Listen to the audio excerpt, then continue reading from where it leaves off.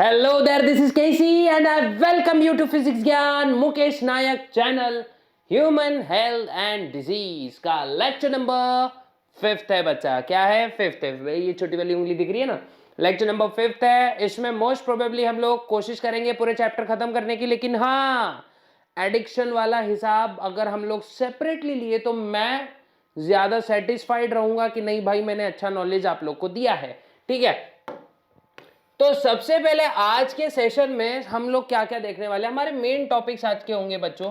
सबसे पहला तो होगा डेंगू, है ना, डेंगी बोलते हैं, डेंगू बोलो या, है ना, आप लोग का मर्जी। ठीक है, उसके बाद में होगा बच्चा हमारा कैंसर, कैंसर देखने वाले हैं, कैंसर को पूरा अच्छे से डिस्क्राइब करेंगे।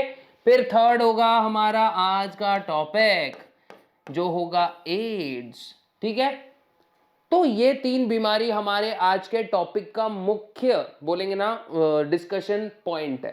ठीक है, आज के लेक्चर का मेन डिस्कशन पॉइंट है। तो शुरुआत करते हैं बच्चों डेंगू से। किससे? Dinghy fever. ओके, तो फर्स्ट टॉपिक हमारा देख लेते हैं भैया। क्या है भैया? डेंगी। देखो, इसका मच्छर बड़ा भयंकर होता है। ठीक है, इससे होता है बोन ब्रेक फीवर। याद रखना है, बहुत खतरनाक सी बीमारी है अगर ट्रीट नहीं की गई तो। सबसे पहले याद रखना है हम लोग ने, ये कैसी बीमारी है बच्चों? ये है बच्चों वायरल बीमारी, वायरल है। वेक्टर इसका कौन होता है? ये भी वेक्टर है। इंसेक्ट बोर्न लिख देता हूं मैं यहाँ पे, इंसेक्ट बोर्न डिजीज। कौन सी डिजीज? इंसेक्ट बोर्न डिजीज होती है। फिर बाद में इसका वेक्टर होता है बच्चा, वेक्टर क्या होता है? Aedes mosquito, Aedes mosquito. कौन सा? Aedes mosquito. लेकिन कौन सी मस्कीटो होती है भाई? ये फीमेल ही होती है, याद रखो, फीमेल एडिस मॉस्किटो। एग ले करने के लिए इसको ब्लड मील की जरूरत होती है, इसीलिए ये एडिस फीमेल मस्कीटो हमेशा ब्लड मील लेगी। याद रखना, इसको ही कॉमन नेम बोला जाता है बोन ब्रेक फीवर। बीन ब्रेक बोल रहा था मैं, बोन ब्रेक फीवर, है ना। इसमें ऐसा क्लासिकल सिम्टम है बच्चों इसका, ये इसमें आपको ऐसा महसूस होगा कि नहीं भाई बहुत खतरनाक टाइप का ना जोड़ दुख रहे हैं हमारे, बहुत खतरनाक टाइप का हमारा क्या बोलते हैं इसको, हड्डियां दुख रही है, जैसे हड्डियां टूट रही हो, चटक रही हो। ठीक है, ये आप लोग को बहुत अच्छे से याद रखना है। फिर उसके बाद में ये स्प्रेड भी होता है पर्सन टू पर्सन। लेकिन अब हम देखने वाले हैं हमारा बहुत खतरनाक वाला डिजीज, जिसको हम क्या कहते हैं बचवा? इसको हम कहते हैं कैंसर। क्या होता है बच्चों? देखो क्या देख रहे हैं हम लोग, कैंसर। क्या देखेंगे? कैंसर। कैंसर, कैंसर क्या होता है अब देख लेते हैं। ठीक है, सबसे पहले हम लोग क्लेडोग्राम में देखेंगे। बहुत छोटू हो गया, बड़ा बनाना पड़ेगा जरा। यहां होगा बच्चों अनकंट्रोल्ड। देखो सिंपल क्या होगा? अनकंट्रोल्ड, है ना, अनकंट्रोल्ड डिवीजन ऑफ सेल। क्या होगा बच्चों? ये uncontrolled division of cell. Cancer में क्या होता है? अनकंट्रोल्ड सेल डिवीजन होना स्टार्ट हो जाता है। उसके बाद में इसी अनकंट्रोल्ड सेल डिवीजन की वजह से क्या हो गया, क्या होता है बच्चों? this leads to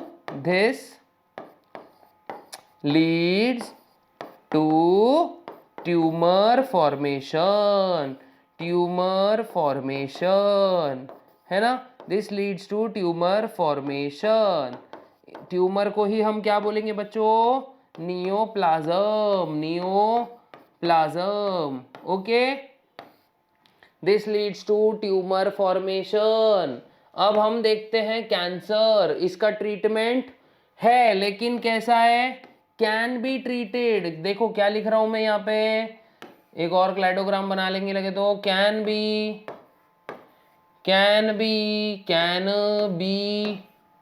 treated under initial stages, है ना, इनिशियल स्टेजेस में ही इसको हम ट्रीट कर सकते हैं। आराम से स्क्रीनशॉट निकालते रहो, जब जितना मैं क्लाउड्स बनाऊंगा यहाँ पे उतने स्क्रीनशॉट आप लोग ने निकालने हैं। अब कैंसर तो देख लिया भाई, क्या देख लिया, कैंसर क्या है क्या नहीं ये तो देख लिया। अब कैंसर कितने, मतलब इसमें जो ट्यूमर है, ट्यूमर देखो यहाँ लिख देता हूं मैं, ट्यूमर अभी देखे थे ना, ट्यूमर फॉर्मेशन होता है, तो यही ट्यूमर कितने टाइप्स का होता है ये देखना है हमको। अब ये देखो ट्यूमर देखते हैं, ट्यूमर होता है भैया 2 टाइप्स का। कितने टाइप्स का, 2 टाइप्स का। एक तो होता है बेनाइन ट्यूमर, कौन सा ट्यूमर, बेनाइन ट्यूमर, और दूसरा होता है बच्चों मैलिग्नंट ट्यूमर, कौन सा, मैलिग्नंट, मैलिग्नंट ट्यूमर। कितने टाइप्स के ट्यूमर देखे, 2 टाइप्स के, एक है बेनाइन ट्यूमर और दूसरा है मैलिग्नंट ट्यूमर। ठीक है, 2 टाइप्स है ना, बेनाइन और मैलिग्नंट। बेनाइन ट्यूमर देखो कितने टाइप, बेनाइन ट्यूमर कैसा होता है बच्चों, स्टेशनरी, कैसा होता है, स्टेशनरी। स्टेशनरी मतलब किताबों की जगह है क्या बच्चों, नहीं, स्टेशनरी मतलब एक जगह पे रहने वाला। इसी का मतलब अगला पॉइंट लिख देता हूं मैं, cannot be spread, cannot spread, या फिर ऐसा लिखेंगे कैनॉट नहीं, डज नॉट स्प्रेड लिखेंगे, डज नॉट स्प्रेड, है ना, ये स्प्रेड नहीं होता है। उसके बाद में इट डज नॉट स्प्रेड, उसके बाद में मैं क्या लिख सकता हूं बच्चों, it does not spread less harmful, क्या लिखेंगे इसको, लेस हार्मफुल। कैसा होता है बच्चा ये, लेस हार्मफुल। फिर उसके बाद में नॉट सो फेटल, ठीक है, नॉट फेटल, बट ये कंडीशन क्या है, अप टू सर्टन लिमिट, ठीक है, अप टू सर्टन लिमिट, ठीक है, अप टू सर्टन लिमिट ये फेटल नहीं होते हैं। ठीक है, मैलिग्नंट ये होता है बच्चों मूविंग, कैसा होता है, मूविंग, मूविंग होता है, ये एक जगह से दूसरी जगह मूव कर सकता है बॉडी में, और इसी प्रोसेस को हम बोलते हैं बच्चा मेटास्टेसिस। क्या, मेटास्टेसिस। इसी प्रॉपर्टी को क्या कहते हैं हम, इसके मेटास्टेसिस। ओके, याद रखना है, बड़े अच्छे से याद रख लो। फिर उसके बाद में can spread, can spread, okay, can spread from one part of the body to other part of the body। ये less harmful है तो ये more harmful होगा, it is more harmful। ठीक है, फिर ये होता है बच्चों जानलेवा, इसका मतलब होता है ये फेटल। फटाक से निकाल दो स्क्रीनशॉट, है ना, अच्छे से याद रखो। इसका एग्जाम्पल क्या आ सकता है, इसका देखो कोई भी टाइप का एक एग्जाम्पल देखो, फॉर एग्जाम्पल माउथ कैंसर, है ना, माउथ कैंसर में जो गांठ आती है वो, और इसका बच्चों फैलने वाला कैंसर कौन सा है, ये ल्यूकेमिया, ल्यूकेमिया। अगर प्रॉपर टाइम पे नहीं ध्यान दिया गया और अगर ये बेनाइन ट्यूमर ज्यादा डेंजरस हो गया तो यही बेनाइन ट्यूमर कन्वर्ट हो जाता है मैलिग्नेंट ट्यूमर में। Benign tumour can converted into malignant tumour if does not taken care और proper treatment is does not supplied to a particular patient within time. ठीक है, ये आप लोग ने याद रखना है। अब देखते हैं टाइप्स ऑफ कैंसर, है ना, टाइप्स ऑफ कैंसर देखेंगे, टाइप्स ऑफ कैंसर। ओके, अब देखते हैं बच्चों टाइप्स ऑफ कैंसर। तो सबसे पहले याद रखना है कार्सिनोमा। क्या याद रखेंगे बच्चों, कार्सिनोमा। ओके, ये पहला। दूसरा कौन सा है अपना, सारकोमा, सारकोमा, है ना, दूसरा वाला कौन सा है, सारकोमा। तीसरा होता है बच्चों लिम्फोमा, लिम्फोमा। तीसरा कौन सा है हमारा लिम्फोमा। और फिर उसके बाद चौथा कौन सा है हमारा ल्यूकेमिया, ल्यूकेमिया। ओके, अब एक एक करके पूरे सीखने हैं बच्चों अपने को, ठीक है, फटाक से देखेंगे। ल्यूकेमिया, और लास्ट वाला कौन सा है? लास्ट वाला होगा बच्चों हमारा एडिनो कार्सिनोमा, एडिनो कार्सिनोमा, है ना, एडिनो कार्सिनोमा। ये है हमको कैंसर के टाइप्स देखने हैं बच्चों। अब एक एक करके क्या करते हैं, पूरे कैंसर के टाइप्स देख लेते हैं, ठीक है। एक एक करके क्या देख लेते हैं, पूरे कैंसर के टाइप्स देख लेते हैं। पहले तो सर पानी पी लेंगे, फिर आपको पूरा सिखा देंगे, ठीक है।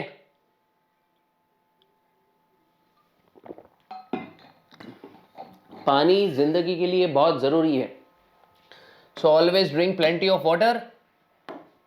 अब देखते हैं हम लोग हमारा कार्सिनोमा। क्या देखते हैं बच्चा? कार्सिनोमा देखते हैं। कार सी नो मा, है ना, कार्सिनोमा।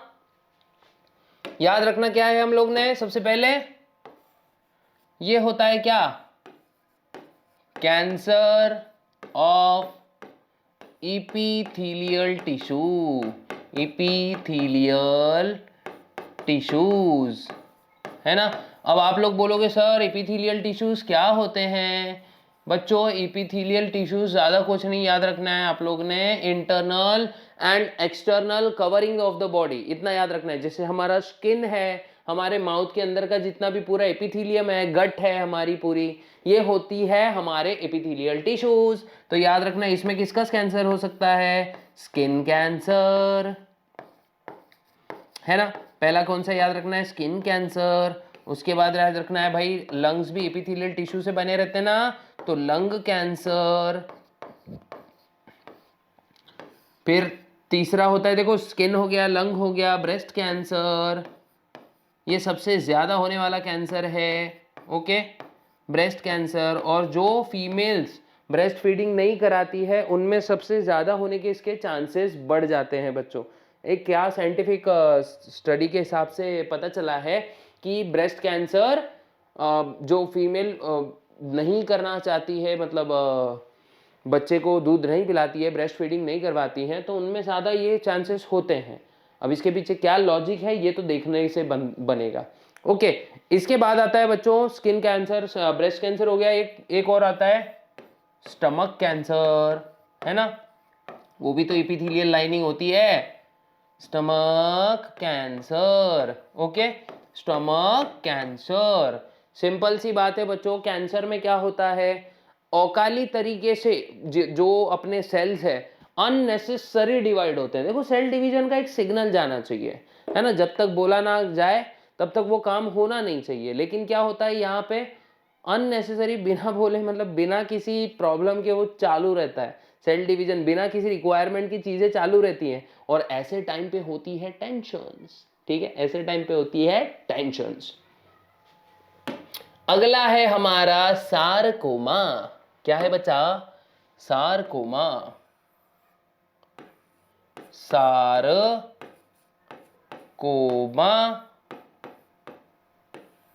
ठीक है, सारकोमा। ये क्या होगा बच्चों? कैंसर होगा, लेकिन किसका? कनेक्टिव टिश्यू का। किसका कैंसर होता है बच्चों ये? It is the cancer of connective tissues, है ना। किसका होता है बच्चों ये? कनेक्टिव टिश्यू का कैंसर,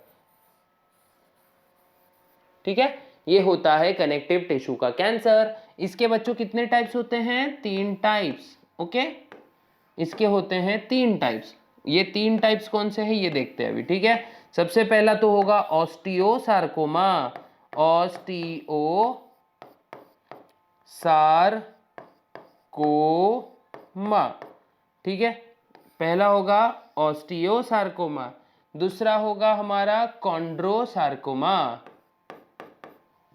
पहले लिख देते हैं, कॉन्ड्रोसार्कोमा।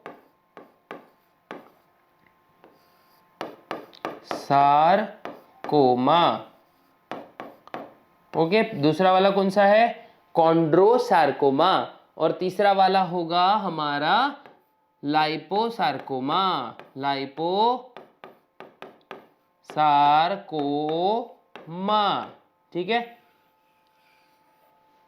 पहला होगा ऑस्टियोसार्कोमा, दूसरा होगा कॉन्ड्रोसार्कोमा, तीसरा होगा लाइपोसार्कोमा, ठीक है। ऑस्टियोसार्कोमा मतलब क्या होता है? हमारा मसल का कैंसर, बोन्स का कैंसर। कहाँ का? Bones cancer, okay. कॉन्ड्रोसार्कोमा होता है कार्टिलेज कैंसर, ओके। और लास्ट में लाइपोसार्कोमा किसका कैंसर होता है? Cancer of adipose tissues, okay. ये आप लोग ने ध्यान रखना है बच्चों, और फटाक से स्क्रीनशॉट ले लेना है इसका, ठीक है। अब अगला देखते हैं बच्चों, लिम्फोमा। क्या देखते हैं? लिम्फोमा।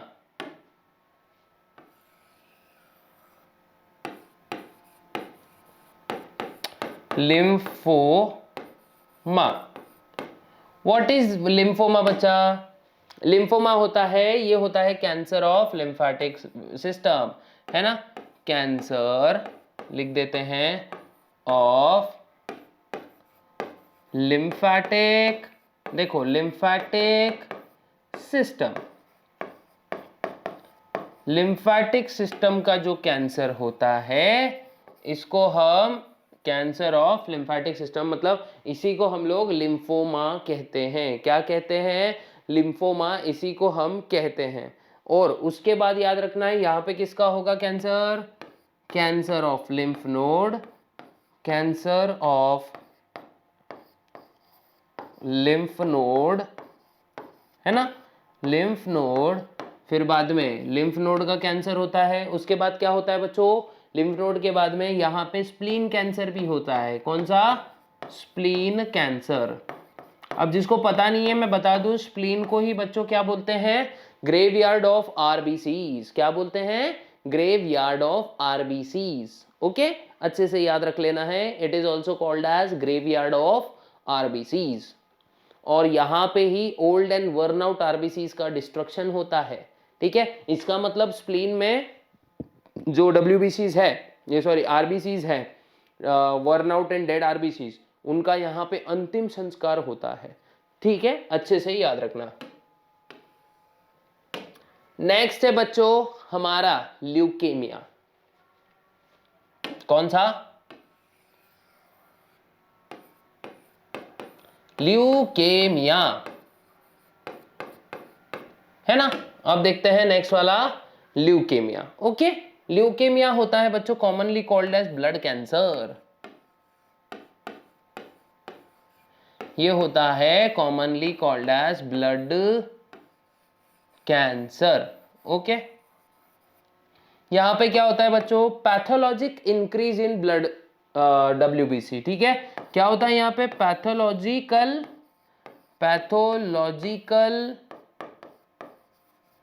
इंक्रीज इन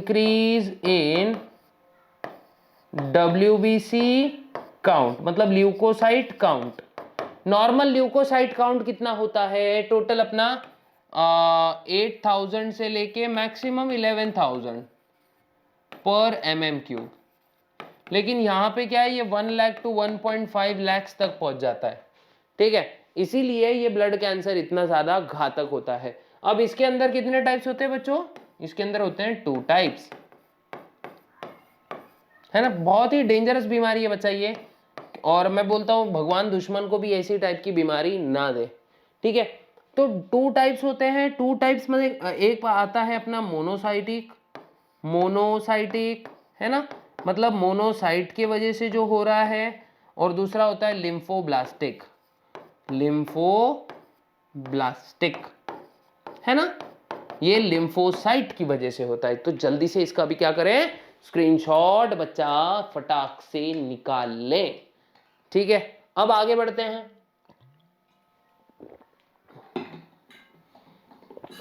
आगे बढ़ जाते हैं और देखते हैं हमारा एडिनोसार्कोमा। क्या? एडिनोकार्सिनोमा।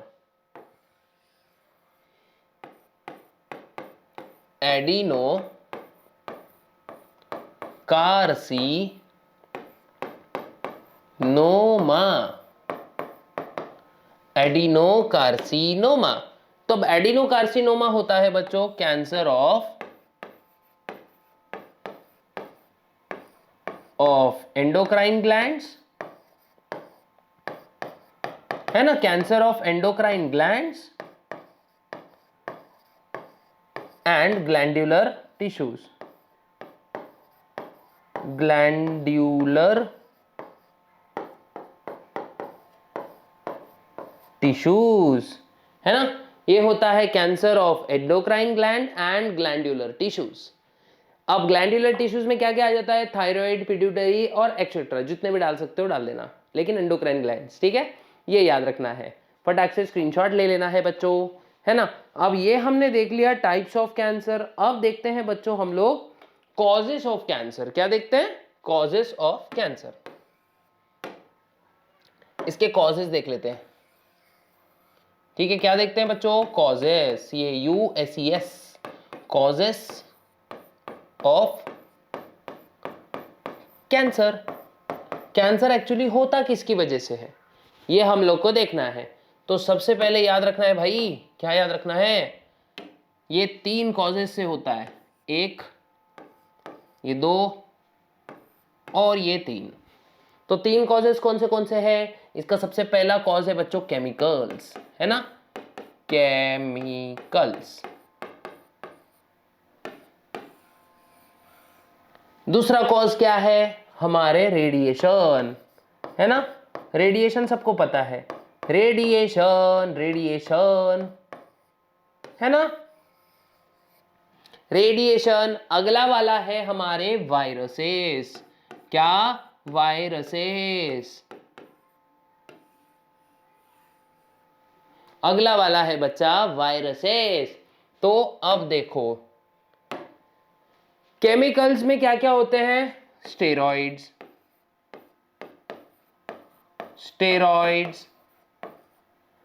पॉलीसाइक्लिक हार्मोन्स, है ना, पॉलीसाइक्लिक हार्मोन्स।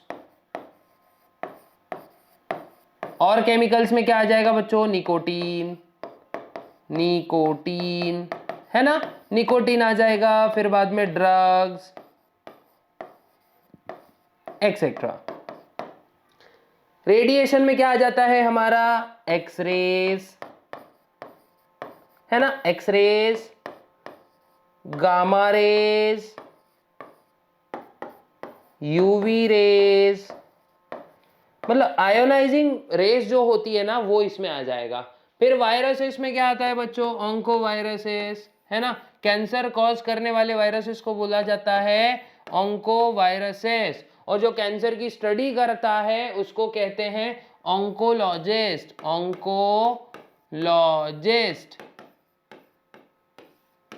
है ना, ऑन्कोवायरसेस। फिर आता है EBV, Epstein Barr virus, Epstein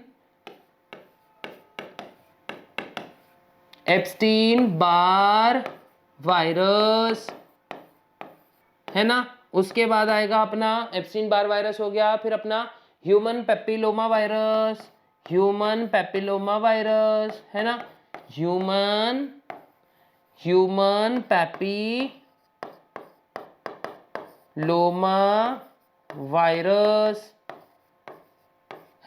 human papilloma virus भी इसके अंदर आ जाता है। फटाक से आपने क्या करना है बच्चों? स्क्रीनशॉट निकाल लेना है जल्दी से, है ना। मोस्टली ये 3 इसके रीजन है।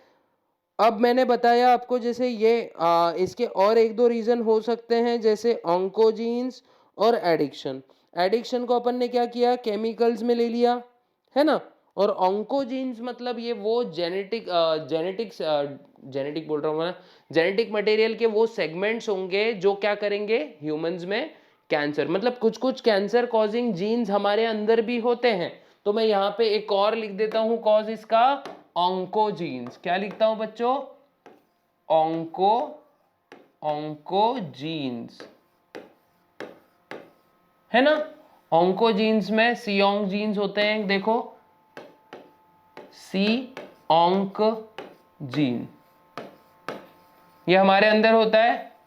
नॉर्मली ये इनएक्टिव होता है, लेकिन कभी कभी कुछ कुछ चीजों की वजह से ये एक्टिव हो जाता है और फिर हमारे बॉडी में कैंसर होने की चांसेस बहुत ज्यादा हाई हो जाते हैं।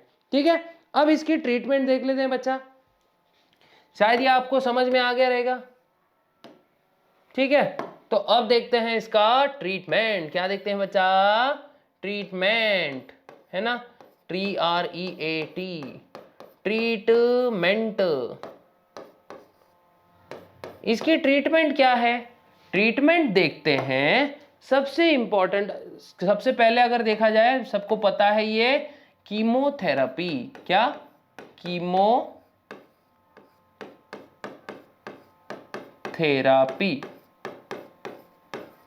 है ना। अब कीमोथेरेपी में क्या करते हैं बच्चों? एंटी कैंसर ड्रग्स दिए जाते हैं।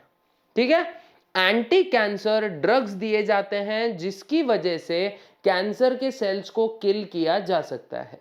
अब जब ये थेरेपी होती है तो बाल वाल सब गिर जाते हैं बच्चों। ठीक है, बाल हमारे हेयर फॉल होना स्टार्ट हो जाता है, लेकिन जैसे तुम ये ट्रीटमेंट रोक दोगे तो वापस से ये प्रॉब्लम सही हो जाती है, लेकिन जब तक ट्रीटमेंट चलती है हमारे हेयर फॉल हो जाते हैं पूरे। ठीक है, तो ये एक अच्छे से याद रखना है आप लोग ने। फिर उसके बाद आता है बच्चों रेडियोथेरेपी। रेडियो सुनाते हैं, है ना? नहीं, रेडियो नहीं सुनाते हैं भाई, रेडिएशंस का यूज किया जाता है इसमें। ठीक है, रेडियोथेरेपी जैसे जो चीज मारती है वही उसका दवा भी बन सकती है। तो एक्सरेज गामा रेज को एक प्रॉपर अमाउंट में यूज करके क्या करा जाता है? कैंसर के सेल्स को किल किया जाता है और उसको जला दिया जाता है। ठीक है, ये याद रखना है आप लोग ने। फिर रेडियोथेरेपी के बाद होता है बच्चों एक सर्जरी। ये तो सबको पता है, सर्जरी में क्या होता है भाई? वो ट्यूमर को निकाल के फेंक देते हैं, है ना, ट्यूमर को निकाल के फेंक देते हैं। उसके बाद आती है immunotherapy. Immunotherapy,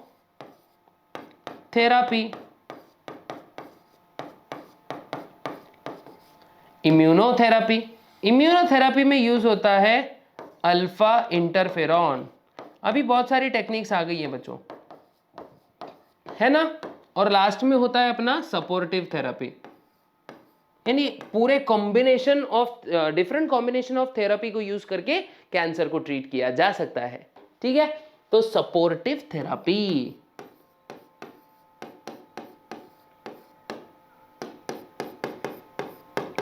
supportive therapy, okay, ये याद आप लोग ने अच्छे से रखना है। ठीक है, ये इसके कुछ सपोर्टिव, ये इसके कुछ ट्रीटमेंट के मतलब ट्रीटमेंट के मेथड्स हैं। ठीक है, अब हम आगे बढ़ जाते हैं बच्चों, और आगे में हम लोग क्या देखने वाले हैं? हम लोग अब देखते हैं हमारी नेक्स्ट बीमारी जिसका नाम है एड्स। ठीक है,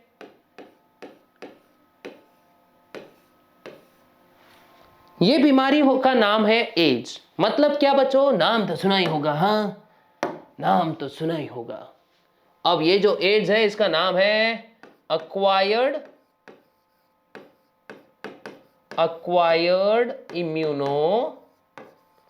इम्यूनो डेफिशिएंसी सिंड्रोम। क्या होता है बच्चों? यहाँ पे किस चीज का डेफिशिएंसी हो जाता है? इम्यून सिस्टम का ही डेफिशिएंसी खत्म हो जाता है। ठीक है, it is a viral disease, याद रखना, वायरल डिजीज। कैसी डिजीज होती है ये एक वायरल डिजीज होती है बच्चों। ठीक है, कौन सी डिजीज है? ये एक वायरल डिजीज होती है, कॉज्ड बाय, कॉजेटिव एजेंट क्या है? Caused by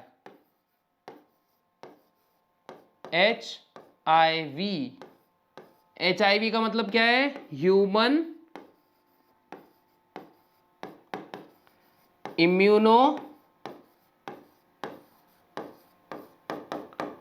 deficiency virus, human immuno deficiency virus. किससे होती है बच्चों ये disease?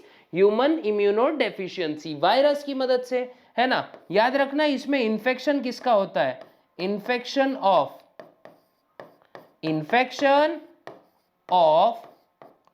T4 lymphocytes,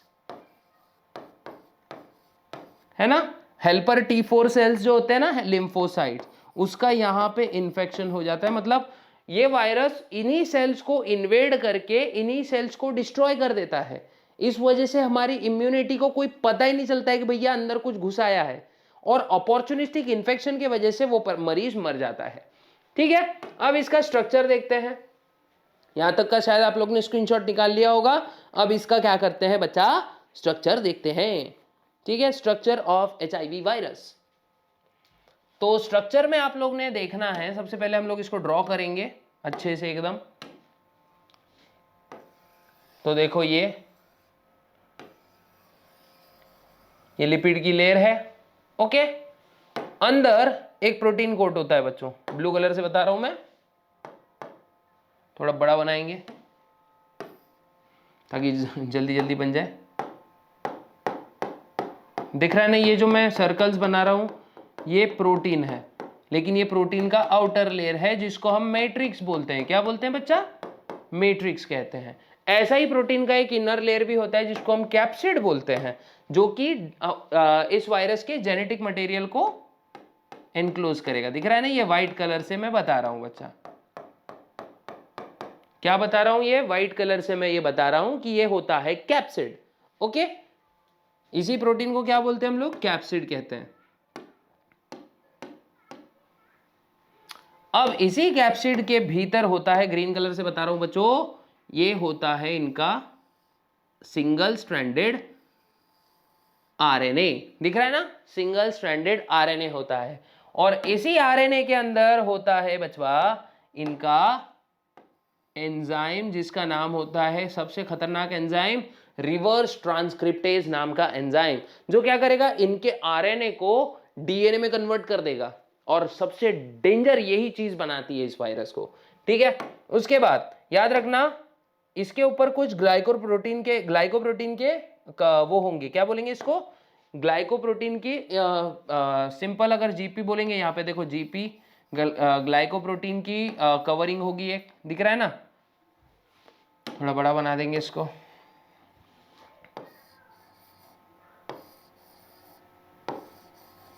corona virus जैसा दिख रहा है, लेकिन डेंजर वायरस बच्चों रेट्रो वायरस फैमिली को बिलोंग करता है।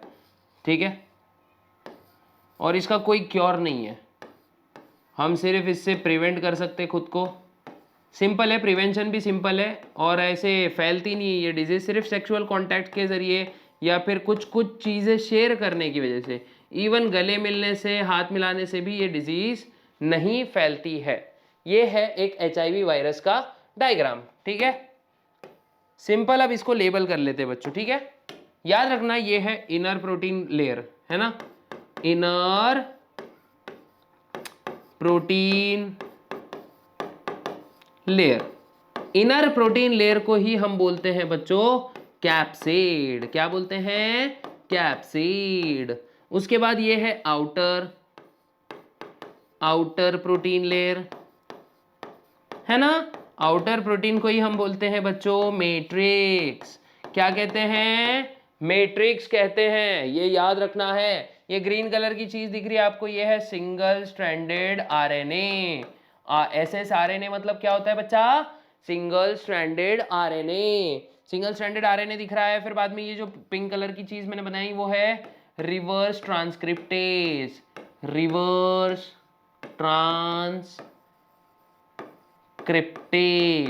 याद रखना। इस एंजाइम का नाम भी याद रखना और काम भी याद रखना।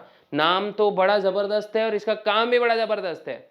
सिंगल स्ट्रैंडेड आरएनए को ये डायरेक्टली डीएनए में कन्वर्ट कर देता है। ये इसलिए डेंजरस है वायरस। ठीक है, समझ लो, बहुत अच्छे से समझ लो इस चीज को। फिर उसके बाद याद रखना है बच्चों, ये है हमारा लिपिड का लेयर,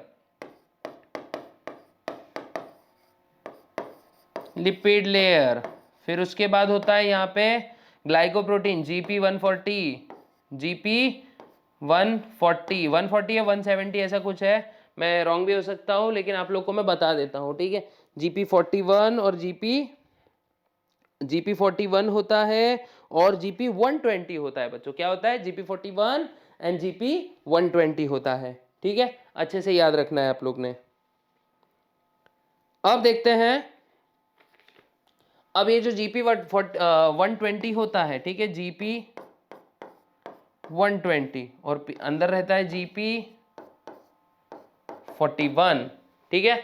GP41 और GP120, ठीक है। ये प्रोटीन कोड्स होते हैं जो बैक्टीरिया को एडियर करने में, सॉरी, वायरस को एडियर करने में हेल्प करते हैं। तो ये है पूरा। अब याद रखना है, इसका डायमीटर होता है बच्चों 100 से लेके 140 नैनोमीटर, ओके।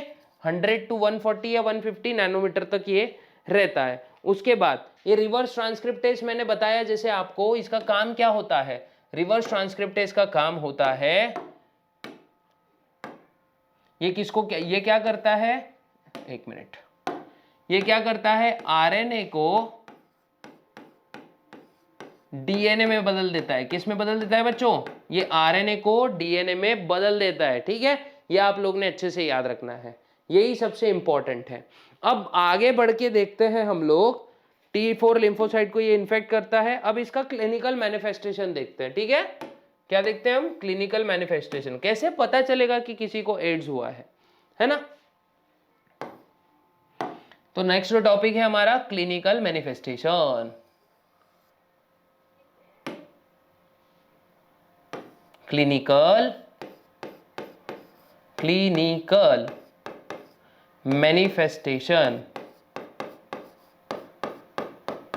है ना। क्लिनिकल मैनिफेस्टेशन देखते हैं। अब कैसे पता चलता है? ये स्टेजेस होती हैं बच्चों कैंसर की कुछ कुछ, है ना। तो ये स्टेजेस पे हमको ध्यान देना पड़ता है। तो सबसे पहली स्टेज होती है इन्फेक्टिव स्टेज। कौन सी? Infective stage. इन्फेक्टिव स्टेज, ये स्टेज चलती है बच्चों कुछ 2 से 8, है ना। कितने दिन? 2 से 8 दिन की होती है ये। कितने? 2 to 8 days। अब इसकी प्रॉब्लम ही ये है, इस बीमारी की जल्दी से डायग्नोज ही नहीं होती है, इसलिए ये एकदम फैलने के बाद पता चलती है कि नहीं भैया खेला हो चुका है ना। तो इसीलिए बहुत इंपॉर्टेंट है भाई, आजकल ना सजाग रहना बहुत ज्यादा इंपॉर्टेंट है, ठीक है। उसके बाद आता है असिम्प्टोमेटिक कैरियर स्टेज। ये स्टेज में समझता ही नहीं है, ठीक है। असिम्प्टोमेटिक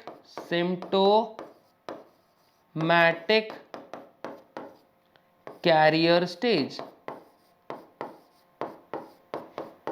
है ना। Asymptomatic carrier stage.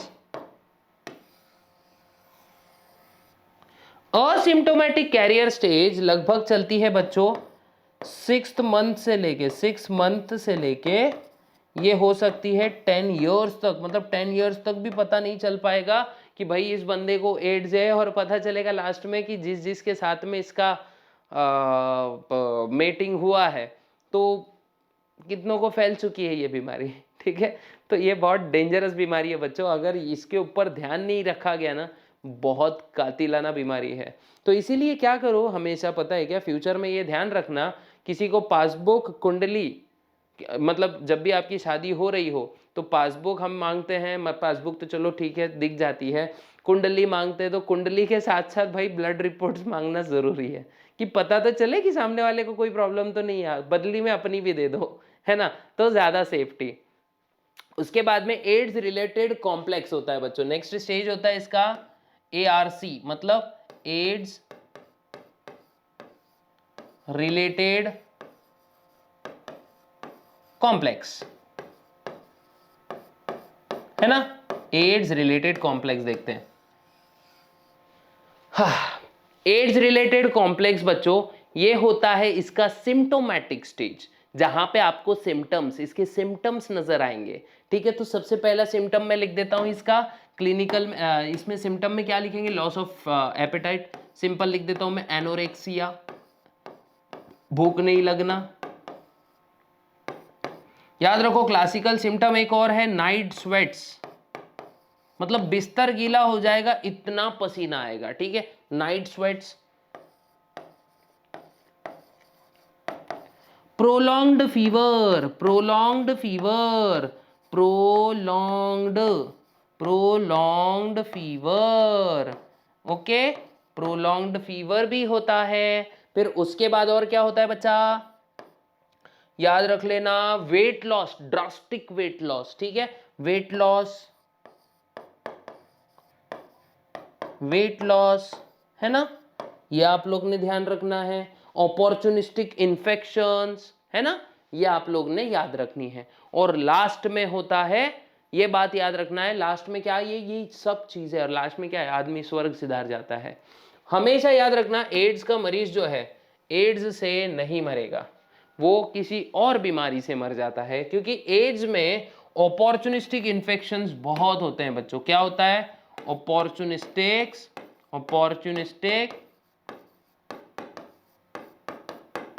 Infections. Ads में क्या होता है बच्चे, अपॉर्चुनिस्टिक इन्फेक्शंस बहुत ज्यादा हो जाते हैं, मतलब अलग अलग बीमारी हमला कर रहे हैं यार, पूरा इम्यून सिस्टम हमारा ठप पड़ा है, कैसे हम लोग प्रॉपर तरीके से काम कर पाएंगे। इसीलिए दूसरे बीमारियों की वजह से वो बंदा मर जाता है, बंदा बोलो या कोई भी इंसान बोलो। अब देखते हैं बच्चों इसका लेबोरेटरी डायग्नोसिस, है ना, 2 टेस्ट याद रखनी है, और कंफर्मेटरी टेस्ट के ऊपर हमेशा क्वेश्चन आते हैं बच्चों। तो लेबोरेटरी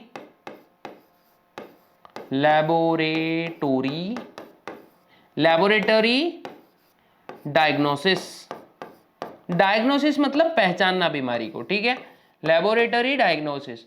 तो what is laboratory diagnosis of this particular disease, सबसे पहले कौन सा टेस्ट कराएं, इलाइजा। कौन सा टेस्ट कराना है बच्चों, इलाइजा, एंजाइम लिंक्ड इम्यूनोसॉर्बेंट असे। क्या होता है बच्चों, एंजाइम लिंक्ड इम्यूनोसॉर्बेंट असे। उसके बाद में एक टेस्ट करानी है वेस्टर्न ब्लॉट,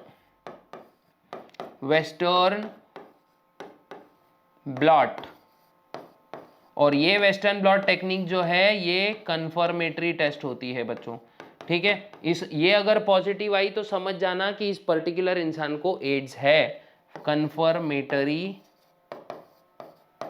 टेस्ट, है ना। एड्स का कोई भी ट्रीटमेंट नहीं है, लेकिन हाँ इसकी सिम्टोमेटिक ट्रीटमेंट हम कर सकते हैं, इसको स्लो डाउन हम जरूर कर सकते हैं। अब स्लो डाउन किसकी मदद से करा जाता है बच्चों इसको, तो तो इसका ट्रीटमेंट तो अभी फिलहाल अवेलेबल नहीं है, लेकिन हाँ इसको हम एंटी रेट्रोवायरल थेरेपी से क्या कर सकते हैं, ट्रीट कर सकते हैं, मतलब स्लो कर सकते हैं, है ना, वायरल लोड को कम कर सकते हैं। और अगर आपको आज का लेक्चर बड़ा अच्छा लगा है, थोड़ा तो आपको कुछ सीखने को मिला है, तो लाइक शेयर सब्सक्राइब कर देना है चैनल को। मिलते हैं नेक्स्ट वीडियो में, तब तक के लिए गुड बाय, गुड लक, जय हिंद।